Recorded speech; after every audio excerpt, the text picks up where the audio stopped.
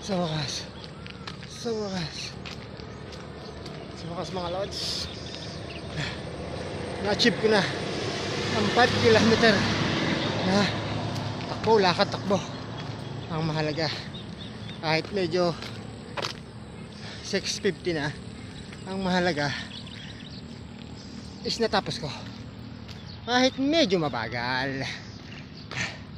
Wala naman ang bottom line ng pandaran sasalihan ko. Ang kailangan mo magtapos hanggang dulo. So mga lods, pauwi na ako. Ano? Ang sarap, pawisan sa umaga. So ito ang benepisyong sinasabi ko. Pampalakas ang baga, pampalakas ang puso, nagsusunog ka pa ng sugar sa iyong katawan, malay sa diabetes, malay din sa high blood. So marami. So hanggang sa muli mga lods, panoorin nyo na lang ako sa fun run na gaganapin pa sa next week. So kita-kita ulit tayo mga lods. Sarap. Umaga mga lods, bali po 6:30 na. Mula po Walter hanggang dito sa Durungaw, kalahating oras kong tinakbo. 6:01 ako nag-umpisa at nakarating ako dito 6:30.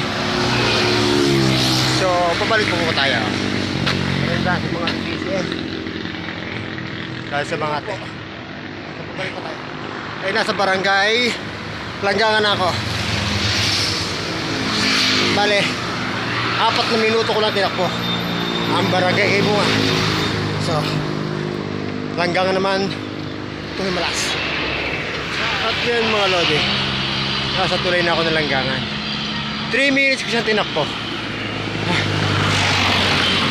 Nakapagod. Ngayon naman, ang tatakbuhin ko ay mula din sa Himalas. So babaguhin ko na Himalas hanggang boundary ng Gumamela papasok ng bayan. Tinignan ko ng minuto. Well mga lodi,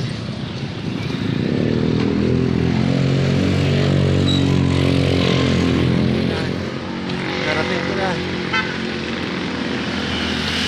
Well mga lodi, narating ko na ang hangganan ng Gumamela at iyon ang papuntang bayan no may paglusong. So tinakbo ko siya ng 6 minutes mula sa boundary ng Himalas. Medyo pagod na. So ngayon naman ay pupunta tayong Walter. Titignan natin kung ilang minuto. Layo pa ng Walter. Yun, kitang-kita ko na Macdo na eh. Ayaw, Macdo yan. So yan pa po ang aking tatakbuhin. Ito po ay nasa 8 kilometers na. So tingnan natin mga lods, na-achieve ko na ang 8.5 kilometer. At ngayon ay nasa Walter na ako. So mula rito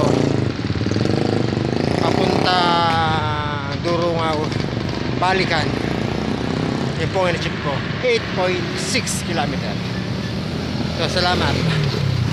Hanggang sa muli ng umaga mga lods, ako po ay jogging ngayon papuntang Tanggoy. Well po, ang target ko ngayon is 10 kilometro. At ako po ay kasalukuyang nasa Tanggoy na. Nadaanan ko na ang Sambat. So bali mula Walter hanggang Tanggoy, tuloy na Tanggoy is 5.5 kilometer. So kung makapagbalikan ako, 11 kilometer. So yun po ang aking target ngayon. So tayo na mga lods, jogging. Ayos eh. Maganda palang tanawin dito eh pag umaga sa Tanggoy. Well mga lodi, nandito na ako sa tulay ng Tanggoy. So narating ko na ang 5.5 kilometers. At itong mga truck na ito ang ginagamit sa paggawa ng tulay. Dahil under construction pa po ang tulay eh. So ayan po oh. So hanggang dito na lang tayo. At tayo ay pabalik na. Public advisory.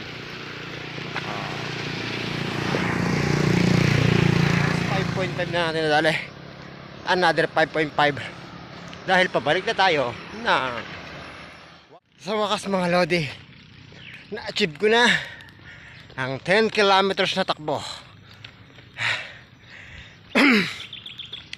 At bali po ngayon ako'y pauwi na. Nasa Caloocan ako. Sa amin, sa may senior high school. Ang sarap sa pakiramdam. So mga lod, susunod naman siguro Walter Tukalaka, Town Trapper. Yun naman siguro para maiba. Siguro kaya ko nang takbuhin yan. Pero ngayon ako'y masaya dahil na-achieve ko na ang 10 kilometers. So hanggang sa muli mga lods. Yan po senior high. Yan. Umikot na po ako kanina dun sa Walter. Sige, salamat po mga lodi. Hanggang sa susunod na pagtakbo ko ng bayan sa bayan. Layo na siguro. Sasakay na lang pabalik. Pag mga 12 kilometers na mula Balayan to Alaka. So sobra naman. Salamat po mga lods.